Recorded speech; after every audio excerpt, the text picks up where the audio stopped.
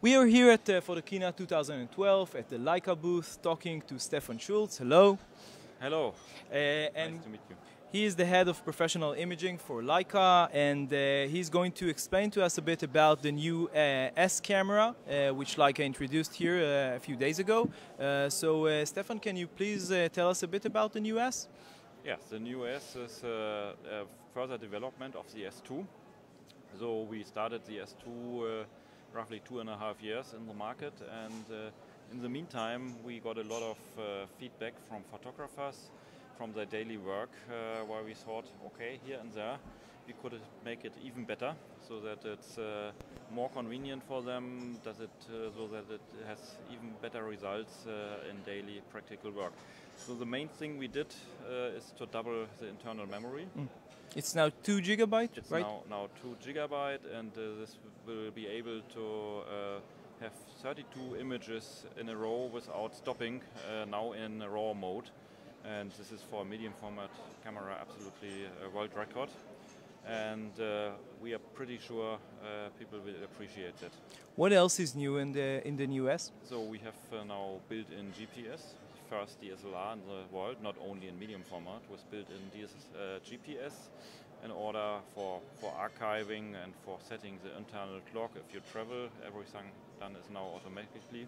Is this a request from your users? I mean, did they want to have a GPS because they are taking the camera, the older S2, they took it outside and took photos outside? No, or? that's not really a request, but we thought this can do it. Should be state of the art. We can do it pretty easy, and our partnership with Adobe and their new Lightroom program has also the possibility to organize the photos on a map. And we thought this is fantastic combination to put that together, the workflow software with the capability of the camera. You integrated the GPS on this part of the camera? The antenna is below this hood. And the reason is because it's metal, the rest of the body? The whole camera is made of magnesium die cast, so we had to open it here for the antenna. Okay. So what else is new here? Very important, the whole new backside monitor, double resolution than before, and also a new graphic user interface to make it even more easy and intuitive to operate the camera. So it's completely new, the entire operating system and menu system. Especially the design of the menu system, and also this is now a joystick for navigation. This is especially for the playback mode a big improvement, and this was really a request from the market, as well as the resolution of the display. It's now full sRGB compatible. It's even more bright than before, and it has now a Corning Gorilla Glass, like an iPhone, so that you can't scratch it anymore. It still uses a dual memory card, right? Like yes, the S2? It still uses dual memory card. You can use CF cards and an also SD cards. Okay. Anything else is new on the... Yeah, we did build in a integrated level. I don't know if I can activate it here. No, I don't think so. No, it's not yet here. Okay. But an electronic level, and you can see it as well on the back. And in the viewfinder, we have a new viewfinder display showing more information. How does it work? Before. I mean, so that means additional ISO, the built-in level, also remaining buffer size, and we have also improved the readability of the viewfinder display a lot. How does it work? The extra information on it's an optical viewfinder, of course. Yes, yes.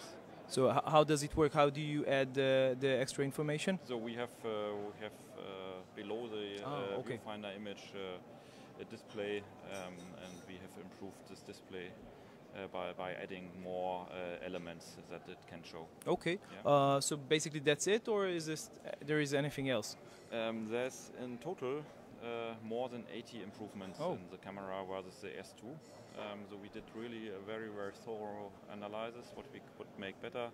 For example, with the new central shutter lenses that we are going to ship now from November on, we have shutter sync time of 1/1000th of a second. This won't work anymore with wireless transmitters like pocket wizards. They are too slow. Yeah. So people need to use the sync cord again. Now we have here this traditional sync plug that's since decades annoying people because it never it's really fixed. So we have now on this plug you can really with a Lemo push-pull connector have a sync cord that never goes out and is always stable. And this is first for the new S? Yes, first time that a camera manufacturer is doing that. And this is with the new S. The cable is in the scope of delivery. And this is also a small thing, but in practical work, it's important. Very important that you have not always trouble with the cable. Okay, and besides the camera itself, you also introduced 3 new lenses, right? Yes. Can you show us? So the most important one is a new zoom lens, 30 to 90 millimeter, equivalent in 35 millimeter to 24 to 72 millimeter. So very, very popular focal lengths in one lens. And as you can see, this lens is pretty small. It's even nearly same size, only a little bit longer than the fixed focal length, 70 millimeter. And this was the main goal, to make a very, very compact size. But still maintain the quality, of course. And yeah, with 3 times zoom, so it's a huge range. And as with all Leica S lenses, the quality is also already perfect, full open. You do not need to stop down. It's perfect from infinity to close focus precision at every focal length and every aperture setting. Okay, and this is the first one. Which are the first one? 2 others? The second one is the new 24 millimeter lens, also pretty compact for this huge angle. It's a fast one, f3.5. It's equivalent to 19 millimeter in 35 millimeter, so it's a really wide. super wide angle lens, and it's designed as well, again, as all our S lenses, to work without any electronic correction. Distortion is very low, image quality is up to the corners, very perfect, even full open, even from close focus to infinity. Okay, and we have the third one, which is quite big, or at least bigger than these 2. Yes, the third one is a little bit exotic. It's a tilt shift lens, 120 millimeter. So you can shift by 12 millimeter by turning here this ring. You can tilt by turning a second ring. You can turn the tilt by 360 degree and also the shift direction. So basically you can do whatever you want with it. Do whatever you want. It's a 120 millimeter for product tabletop photography. It's very light. We used it. It's very light. Yes, it's very light. It's fully manual, no electronics inside. So because this kind of photography is very manual and needs anyhow a lot of time to make a precise setting. But image quality is very, very good. It's APO. And so the aperture is 5.6. Yeah, it's 5.6. It's a pretty slow one. Yeah, but anyhow, for this kind of photography, it's studio depth very, of field is the main thing, and nobody will use a tilt shift lens at large aperture. It makes no sense. Okay. You also introduced an adapter, right? Yes. Very important part. Also, again, for the S-system, we have done an intelligent adapter that adapts Hasselblad H lenses to the S-system cameras. And that means not as most adapters, purely mechanical. This is an electronic adapter. And this adapter is translating between the Hasselblad lens and the Leica camera. And that means you can use everything. Autofocus does work. Electronic aperture does work. Even the built-in central shutter does work, like it is Leica S lens. You just put the main switch on CS, and then you can use the Hasselblad central shutter fully integrated. And additionally, what we add versus the Hasselblad system, because our camera has a focal plane shutter, the Hasselblad doesn't have. So they have as fastest exposure time the 1/800th of the lens only.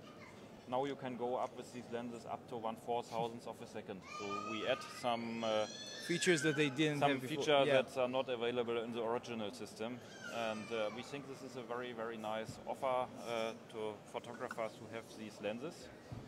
And we have integrated them completely into the camera as well as in the workflow software. So we have lens profiles in Lightroom for correction of vignetting, distortion, chromatic aberration for all Hasselblad lenses. And now basically this extends the range of your lenses that are available for the S system from 9, I think, which is your lenses. 8 for the moment, yeah. 8 for the moment, and to 11 further lenses. So this makes the camera much more versatile and basically much more, I mean, many more users can basically do what they want with this camera and use, you know, whatever lens is right for their purpose. Yes, based on that, it's the most versatile medium format system with the largest offer for lenses in the world. So now it's from 24mm to 300mm with the Hasselblad, everything there. I think it's very important because at the beginning you only have a very few offering. I mean, with the S2 at the beginning you only have a very small offering of lenses, and people were a bit afraid maybe to get into this system. And now when you have such a big, you know, offering in terms of your own lenses and, you know, third-party lenses, this is something that will appeal to probably many more photographers. That's exactly the purpose behind that, to make the entry level lower, not only pricing wise but also regarding confidence, because people in the beginning thought, oh, how long do I have to wait until I have the lenses that I need? And now all lenses you need are already available. Nevertheless, we will also do further lenses next year for the S system for sure. Of course. Okay. And here we show it with 3 new lenses that we are very actively working on that. Okay. Thank you very much. You're welcome.